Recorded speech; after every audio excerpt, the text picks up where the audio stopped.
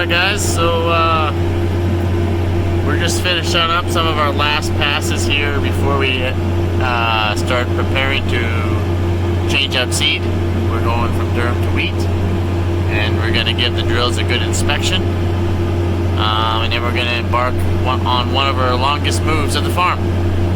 Just like about, from where we are, 70 miles or something like that.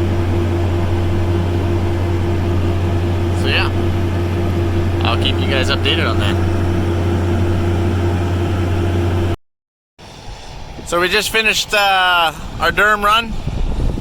We're gonna park one drill so we can get some more truckers. We got about a 70-mile move here in front of us, so we got 4 drills that we're cleaning out, and we are swapping into wheat, and we are down to the last few days here. So we're hoping to get moved up there yet tonight. Probably got another hour or 2 here, and then we're out of this operation. Ashton's grounding herself. Yes. Stop being weird. I think that thing could use some grease. Oh, you're gonna get it. You're gonna get some grain on you here.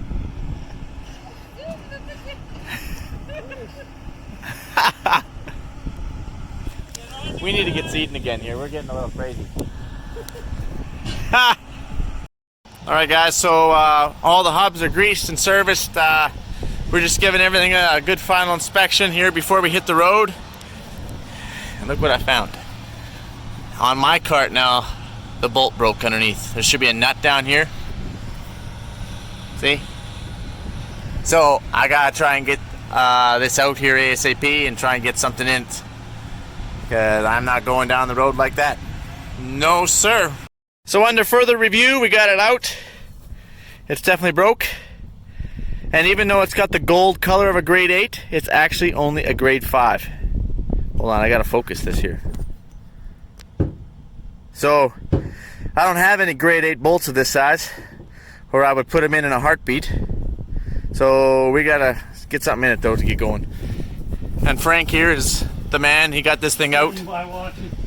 Well, we got something in there. It's not the best.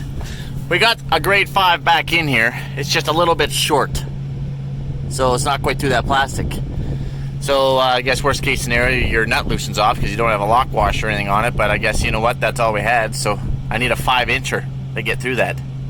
Don't have a 5-incher with me, and we're a long ways away from home, and we got to hit the road. We got like a 3-hour move or something, so we don't really want to move at night. We take the whole highway. So we got to get going. I'll keep an eye on it. Let's go. Just pulling onto the road. And as you can tell, it's not a very big highway, and we take the whole highway. So here's for a few hours. So we're going to get the pilot vehicle way up about a half a mile to a maximum of a mile in front of us. And we don't just have warning lights flashing on and off on that thing. No, we have legit highway legal strobes. The whole width of the cab flashing yellow and white, like front and back and sides. It will blind you. We also have the same thing, just a little bit smaller, maybe about 2 feet wide, on the pilot behind us.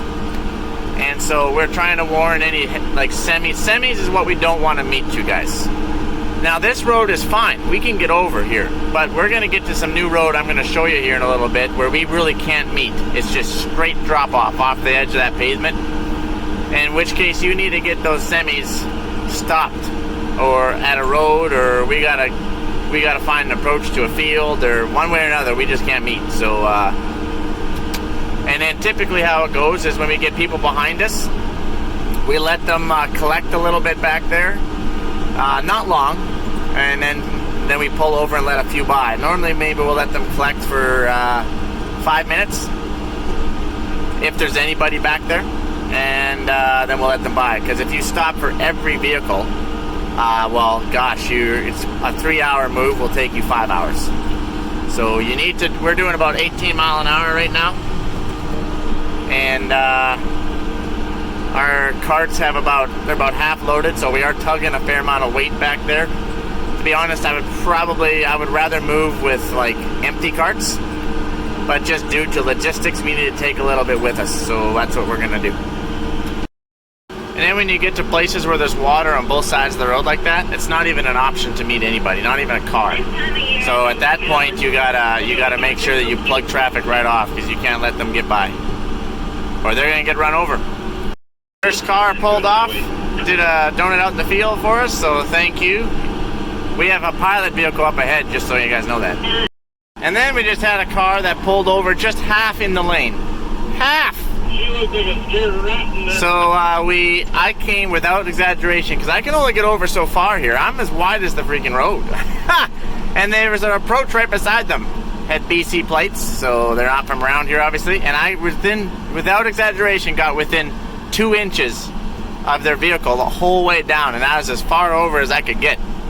So here I thought I was gonna have some white pinstriping down my Borgo drill. So we're on good highway now. Nice bigger highway. We're still doing about that 18. And you gotta find that happy speed. You see my drill? Can you guys make it out? It's swaying. It's going doopy doopy doopy doopy doopy doopy, and that's hard on a drill. And it does that at certain speeds. So it's doing that over 17, and normally it will sort itself out if you can hit 20. I don't really want to hit 20, so there's a fine line here. Whew! Okay. So there's a town coming up. We're gonna go right through it. Now, we've gone through it many times before, but you always gotta make sure there's no new overhead lines, because typically in a town, they're too low to get under with equipment. So you're always paying attention. And I see that there's a vehicle coming up there. I see. So I've slowed down because I need this guy to turn into that approach. Is he gonna do it? Seems to be just kind of stopping here. Come on, man. Use your brain. There it is. There's an approach. There it is. There it is. Awesome. Thank you. First bridge, guys. And they're tight. We're going to slow down here just a little bit in case it's a little bouncy. But most important thing is that we do not veer off. We stay right in the center. Right in the center. See how close our reflectors are? Very close. Very close. You screw that up and your hazard lights That is a truck coming from the north. are gone. And apparently there's a semi coming. There's another one behind him. I see. This is tight. This is gonna be real tight. I guess the first one was a pickup truck, and he literally just drove right down the ditch, and he's still driving. Ha! That's exactly what I would do. Those are the farmers, you guys. The farmers, they boom, right down the ditch, get the heck out of your way and moving on. The tourists are like, oh, I don't want to get off the center of the line. I don't want to get off the center of the line. I'm freaking out. That's the difference. That's the difference. So when you're piloting, so he's up there quite a ways. You want to make sure that he can get to the top of that hill. So you want to get him up there, park him up on top of that hill so everybody can see him. The last thing you guys want to do is have him just a little ways in front of you, and then all of a sudden you meet a semi and there's absolutely no road, there's no approach, there's no field. So you want to give as much warning as you can.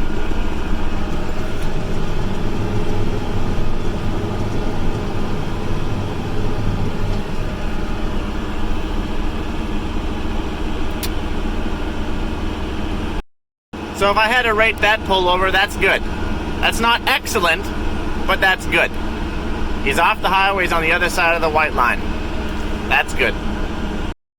So we just went through a bridge, and on my reflector down there, or my hazard light, it's still fine. I feel like the yellow line was not. But I totally hit one of their reflector things that stands up before a bridge, you know, all the yellow and black on it. Good thing it's kind of floppy, because I just folded that thing right over. And I'm like, holy crap, that couldn't have been there before, because we've gone through this bridge many a times. Ah. I know what you guys are thinking. Holy crap, Mike, how wide are you? Well, from tip to tip, We are 20, I do believe we're 27 feet wide. So we're quite wide. And our wheelbase isn't that wide. Our wheelbase isn't that wide, but it hangs over, right? So yeah, we take up the whole highway. And luckily the bridges are about 27, 28 feet wide. So we're gonna do our periodic axle check. We gotta check everything up, you guys. Feel it, check it, smell it. Oh, we got people behind us.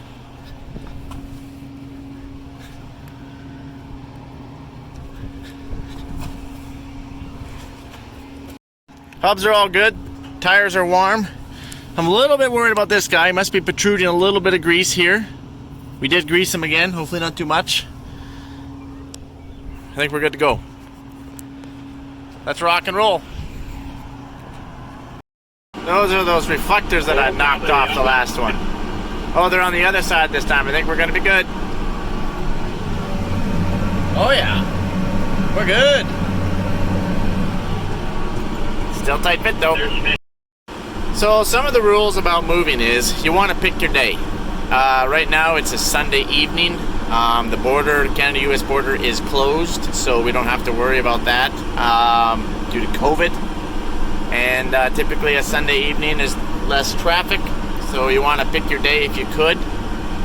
If you can't, if you got to go up on a weekday and your only option is to go up in the middle of the afternoon, we will try and find something to do and move in the middle of the night. So lots of times we'll either move all night or we'll wake up at about 2 o'clock in the morning and then start our move.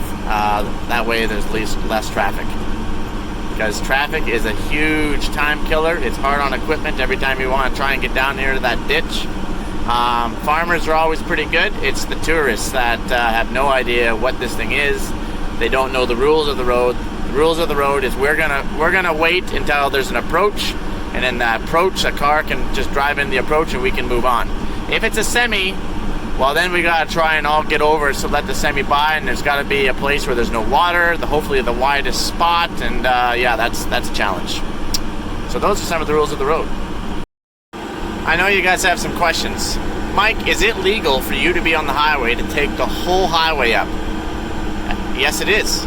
As a farmer here in Saskatchewan, it is legal for me to be on this highway and take the whole highway, providing I have the appropriate pilot vehicles and so on and so forth, which we do. So yes, good question though. The other question is, can you move at night? That's a gray area. Down here, yeah, we can. There's, like, you could drive 50 kilometers and not meet a single car if you're fortunate moving at night. During the afternoon, that's a different story. Maybe if you're in a busier place, I probably would not move at night. So I think that's just a little bit where you're from. But as a farmer, no, we have a right. We have a right to be on this road, just like any other person has a right. Some other questions. Mike, is it hard on your tracks to be moving down 70 so miles one way on pavement? Yeah, probably is. Mike, why don't you have wheels then? Because I like the tracks for ease of maintenance. I just like the tracks. They're not the smoothest things in the world, but I do like when they pull, and I like to have them also for compaction reasons as well. Mike, is it hard on your air drill tires back there, roading down there? And why are they backwards? They're backwards for compaction reasons, and yeah, it's probably hard on them. But that's just the cost of doing business, I guess. Mike, have you ever had an accident or witnessed an accident? I have never had an accident, but last year when we were moving the combines up this highway, a couple miles up, we saw a pickup truck that was rounding a curve, and it forgot to curve, and it just ramped an approach, and it did a couple somersaults, and I was like, holy crap, someone just died in front of me. But obviously we're moving combines, we're slow too, so by the time we got there, someone else was already there at the accident at the scene, but he was alive, and he was maybe not the healthiest, but he turned out to go to the hospital, and all was well. And so yeah, I have witnessed things like that, but nothing has happened to me as of yet, and hopefully it will not. I have had lots of tire issues, axle hub issues on the highway. That's not fun. You plug a whole highway off. But yeah. So I know you guys have some other questions. Mike, why do you drive so freaking far for land? Well, sometimes you have to. We're always looking to expand, and sometimes you need to spread out for good risk management. Well, holy cow, Mike, how spread out are you? Well, good question. We go 60 miles east and west, and the farthest I've been is 120 miles north, all via roading equipment. We don't haul anything, we road it because we typically have little bits of stuff as we go. And yeah, so we are quite spread out, and moving does kill the mojo of efficiency. So interesting. There's always a first, right? Like, I've witnessed an accident on the road before moving equipment, and this time no accidents, but a person came flying up behind us and didn't even slow down. They didn't even skip a beat. They just down the right hand side of the ditch as about as fast as their truck could go, and went flying, like just flying down the ditch to pass everybody on the right hand side. Like, you know, we would have got over for the man, but nope, no time for that, I guess. And he got to the place where this ditch was 4 times steeper than that. It was up on an incline like this, and he flew up and he got stuck halfway up. And then he backed down about really fast, and obviously he was quite upset that he couldn't make it up. And this is a pretty new truck, okay, guys? He locked her into 4-wheel drive and got another run at it, and the whole front end come right off the ground. I could see light, like lots of air underneath his front tires as he was squeaking trying to get to the front on top of this pavement. Like, I just stopped for him because, you know, like, he obviously wanted by. But there's always a first for everything. First time I've ever seen that. There goes a car. Very tight fit. Apparently there's one behind us now as well. As you can tell, it's a pretty sharp drop off that edge. You don't want to get too far off that and lose your drill. The shoulders are soft, you guys. You need to try and stay on the pavement the best ability, but we are 27 feet wide, so should be another vehicle coming here somewhere. Big fall in the ass. Is that other vehicle coming? No. We'll just wait for it, or what? Yeah. That stupid SUV just about run into my reflector because they were videoing me as they went by. You gave him a nice little red pinstripe. That's Ole. It was Ole? That's Ole. You can get out and talk to him if you want.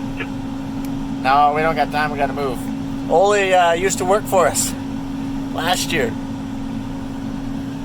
Here he comes. That's Ole. All right, time to get to the road. So we've been on the road now for 3 solid hours, and we're just about to our field here. Thank goodness, because I have a serious case of the sleepies, and the traffic actually hasn't been so bad.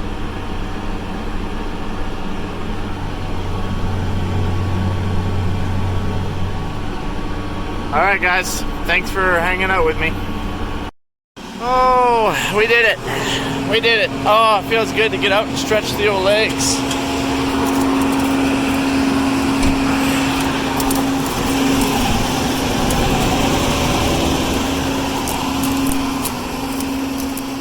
So we got all the drills in a row, and then we're all just gonna stretch out our augers. We got some fert here already, and we're gonna load up.